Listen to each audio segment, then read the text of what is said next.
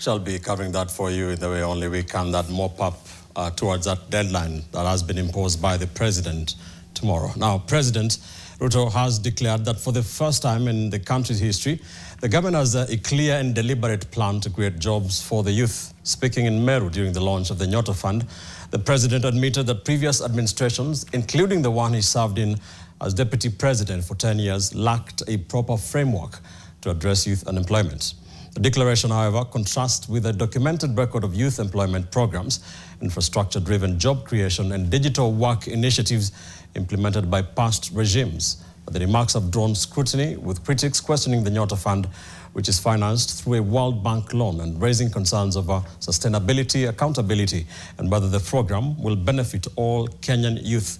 NTV's Ashley Atieno reports. For the first time in the history of Kenya, and I say this without fear of any contradiction, for the first time we have a plan on how to create jobs for the young people of our nation. That declaration set the tone in Meru County as President William Ruto presided over the disbursement of the Nyota program cash, a youth enterprise financing program his administration says marks a fundamental shift in addressing youth unemployment. Speaking to young people, the president said his government is moving away from short-term interventions, insisting it now has a structured and deliberate plan focused on sustainable job creation. But if this is the first such plan, then it inevitably casts attention on previous government interventions.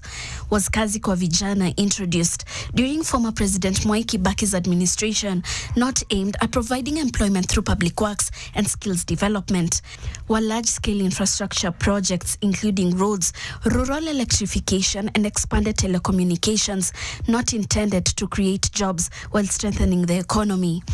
And did free primary education and expanded university access under Vision 2030 not seek to prepare young Kenyans for employment? And during the 10 years President Ruto served as deputy president, was youth unemployment not a central policy concern? Was the Big Four agenda, which included affordable housing, projected to create over 500,000 jobs, not presented as a solution to joblessness? Were programs such as Ajira Digital, Kazi Mtaani, and the Public Service Internship Program not rolled out to provide employment opportunities, skills, and experience to young people? President Ruto maintains that his administration approach is different. He argues that job creation is now directly anchored in productive sectors of the economy, particularly housing, with clear financing structures, oversight and accountability. Hiyo program ya housing, watu wengi hawakuelewa pale mbeleni. Watu walikuwa wananiuliza, wewe Bwana Ruto, nani alikuambia tunahitaji manyumba? Kila mtu wako na nyumba yake. Some of them hata ni viongozi. Just imagine. Despite the assurances the program has drawn scrutiny, former Chief Justice David Maraga has questioned the sustainability of this very program. The Nyota program, this is a loan from World Bank.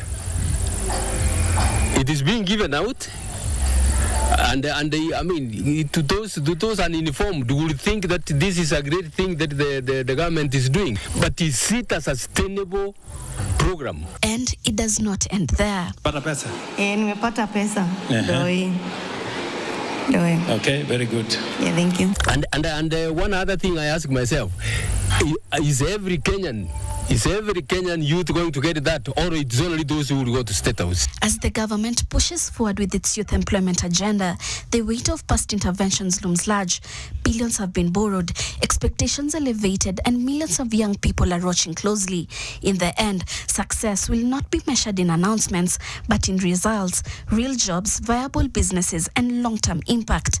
Ashley Atieno, NTV.